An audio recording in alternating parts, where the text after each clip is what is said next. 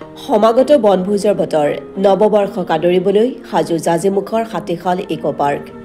বনভোজ প্ৰেমীক আকৰ্ষণ কৰিবলৈ সাজু যোৰহাটৰ জাজিমুখৰ হাতীশাল ইকো পাৰ্কৰ এতিয়া সীমাহীন ব্যস্ততা চাওঁতে চাওঁতে শেষ হোৱাৰ পথত আৰু এটা বছৰ এতিয়া ডিচেম্বৰ মাহ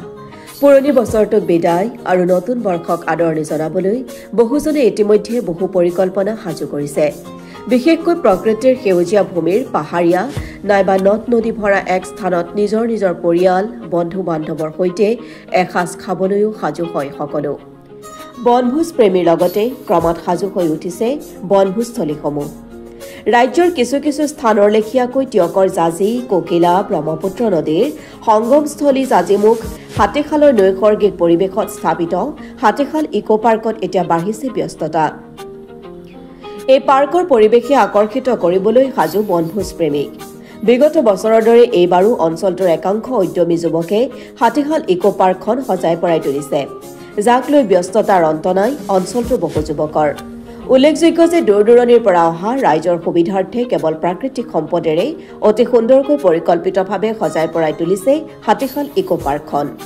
কেৱল ব্যৱসায় ভিত্তিক নহয় বছৰৰ আন মাহকেইটাতো এডল যুৱকে উক্ত স্থানৰ হাৰুৱা ভূমিত বিভিন্ন বাম খেতি-বাতি কৰি স্বাৱলম্বিতাৰ পথ সুগম কৰিছে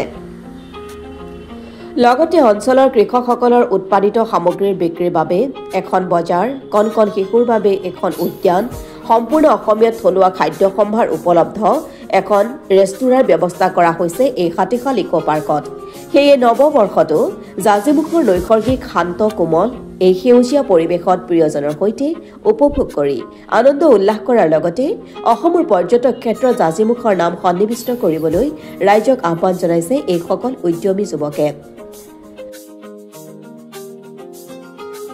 হাতীশাল ইকো পাৰ্ক আমাৰ চতুৰ্থ বৰ্ষ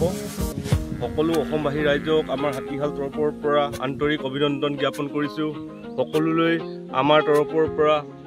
আদৰ জনাইছোঁ আহক ডিচেম্বৰ মাহৰ 1 তাৰিখৰ দিনাৰ পৰা আমাৰ সকলো বনভোজ প্ৰেমী ৰাইজ আহিব পাৰে সকলোলৈ আমি আদৰ সন্মান জনালোঁ সকলোৱে আহক আমাৰ হাতীশাল ইকো পাৰ্কখন ধুনীয়াকৈ বনভোজ কৰি যাব পাৰিব প্ৰায়ভাগ আমাৰ শাক পাচলি আৰু ৰবি শস্য বিষয়ে আৰু অন্যান্য ঘেঁহু মটৰ আৰু আপোনাৰ সৰিয়হৰ কাৰণে বিখ্যাত ইয়াত নাই কমেও এতিয়ালৈকে মাটিমাহৰ বেছি কাৰ্যসূচী চলি আছে মাটিমাহ ৰাইজে চপাইছে খেতি চপাইছে আৰু সৰিয়হৰ কাৰণে প্ৰস্তুতি চলাই আছে বিভাগৰ পৰা আমাক বীজ বিতৰণ কৰে আমাৰ কৃষকসকলক আৰু পিছলৈ আৰু আমাক দিম বুলি সহায় সহযোগ কৰিম বুলি তেওঁলোকে আশ্বাস দিছে আমি হাতীশালটো আমি সকলো ভাল পাইছোঁ অসমৰ পৰা আমাৰ ডিব্ৰুগড় তিনিচুকীয়া গুৱাহাটীৰ পৰা আহিছে বহুত সকলোৱে আমাক আদৰ কৰিছে সন্মান কৰিছে আমাৰ ইয়ালৈ হাতীশালক ভাল পাইছে আকৌ হাতীশাল ৰাইজ আমাৰ ইয়াৰ বন্ধুপ্ৰেমী ৰাইজক যেনেকৈ ভাল পাই আহিছে তেনেকৈ সকলোৱে আহক মই আদৰেৰে অনুৰোধ জনাইছোঁ ইয়াৰ পৰা যিখন দলং মাজুলীৰ সংযোগী দলং হৈ আছে এই দলংখন আমাৰ ওচৰতে আমাৰ পৰা বেছি দূৰ নহয় 2 কিলোমিটাৰ আঁতৰত আমাৰ এই দলংখন আছে আমাৰ এই লাডৈগড় অহা যিটো ৰাস্তাটোৰ পৰা ফাট মেলি গৈছে আমাৰ ওচৰতে অৰ্থাৎ বিজ্ঞান আৰু প্ৰযুক্তিবিদ্যা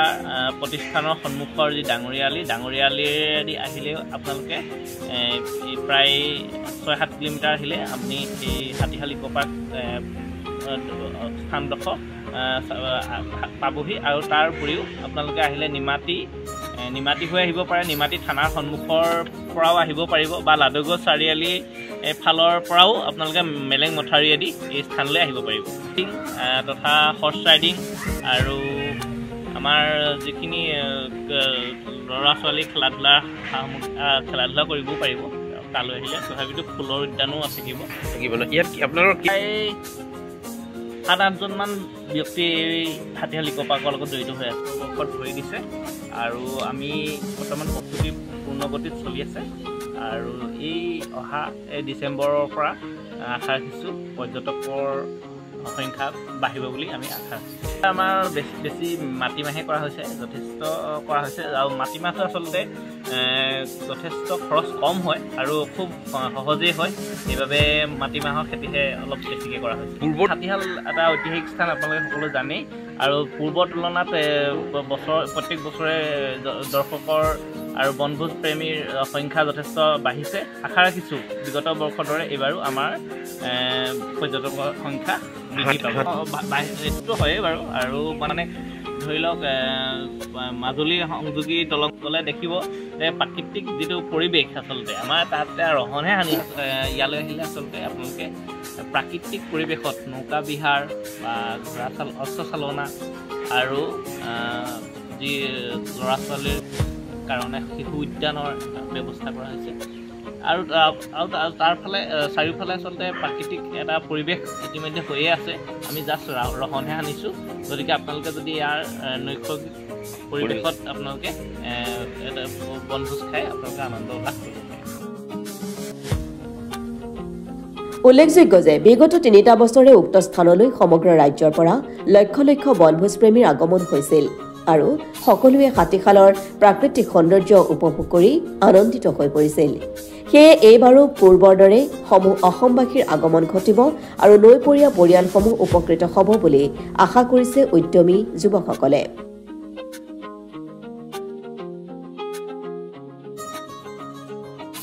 টিয়কৰ পৰা বিৰাজ বৰা ৰিপৰ্ট, অসম টুডে।